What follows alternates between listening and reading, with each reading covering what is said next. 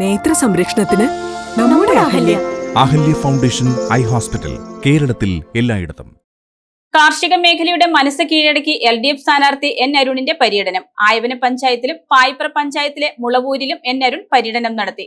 കാർഷിക മേഖലയുടെ മണ്ണും മനസ്സും കീഴടക്കി മൂവാറ്റുപുഴ മണ്ഡലം LDF സ്ഥാനാർത്ഥി N അരുൺ ആയവന പഞ്ചായത്തിലും പായിപ്പട പഞ്ചായത്തിലെ മുളവൂരിലും N അരുൺ പര്യടനം നടത്തി. രാവിലെ ആയവന പഞ്ചായത്തിലെ പേരാമംഗലത്ത് നിന്ന് ആരംഭിച്ച പര്യടനം മുൻ MLA ജോണി നെല്ലൂർ ഉദ്ഘാടനം ചെയ്തു.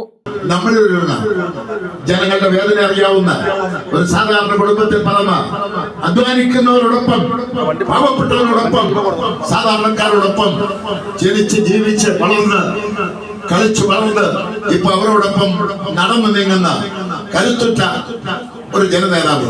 കഴിഞ്ഞ 10 വർഷത്തെ ഭരണകാലയളവിൽ കേരളത്തിന്റെ കാർഷിക മേഖലയിൽ വിപ്ലവകരമായ മാറ്റങ്ങൾ കൊണ്ടുവരാൻ സാധിച്ച LDF സർക്കാരിനെ കർഷകർ നെഞ്ചിലേറ്റുമെന്നും ഭക്ഷ്യ സ്വയം പര്യാപ്തത ലക്ഷ്യമിട്ടുള്ള പദ്ധതികളും കർഷകർക്ക് നേരിട്ട് പ്രയോജനം ലഭിക്കുന്ന ആനുകൂല്യങ്ങളും വോട്ടായി മാറുമെന്നും അരുൺ പറഞ്ഞു.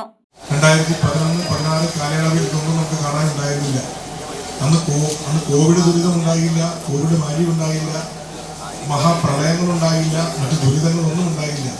ഇതൊന്നുമില്ലാതെ ഇരുന്നിട്ടും നമ്മുടെ ക്ഷേമം, പെൻഷൻ ഉൾപ്പെടെ 1.5 വർഷം മുടക്കുന്ന സാഹചര്യം, വികസനം ഒന്നുമില്ലാത്ത സാഹചര്യം, വികസന സ്തംഭനം കേരളത്തിൽ ഉണ്ടായിരുന്ന അവസ്ഥ, ഈ ദുരിതങ്ങളൊക്കെ ഉണ്ടായിട്ടും ഈ ഗവൺമെന്റ് ചെയ്തത് ഈ ഗവൺമെന്റ് ജനകീയ ഗവൺമെന്റ് ആയതുകൊണ്ടാണ്.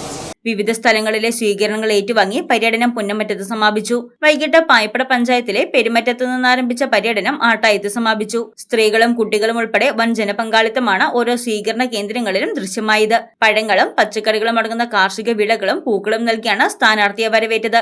ഞായറാഴ്ച ആരാധനാലയങ്ങൾ, വിവാഹ വീടുകൾ കേന്ദ്രീകരിച്ച് സ്ഥാനാർത്ഥി പര്യടനം നടത്തും.